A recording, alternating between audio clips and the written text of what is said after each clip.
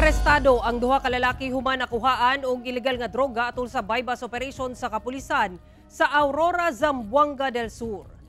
Kini ang aktong paghalughog sa kapulisan sa gisakyang minivan sa duha ka sospek atol sa bypass operation sa Purukwan, Matinabangon, Barangay Anunang, Aurora, Zamboanga del Sur alauna Lunes sa hapon. Nailhan ang mga sospek nga 23 anyos ug 18 anyos nga malalaki. Na-recover sa kapulisan ang usa ka cellophane nga dunay gidudahang shabu nga nagkantidad og kapin 340,000 pesos.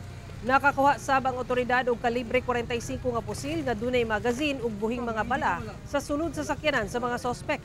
Gikan matud pa sa Lanao del Norte ang mga sospek nga gituuhan sa mga otoridad nga didto sabgikan ang ilegal nga droga nga ilang ginabagsak sa Zamboanga del Sur. Wala na mihatag og pahayag ang mga sospek nga tangbong na sa PIDEA lockup cell sa Zamboanga del Sur.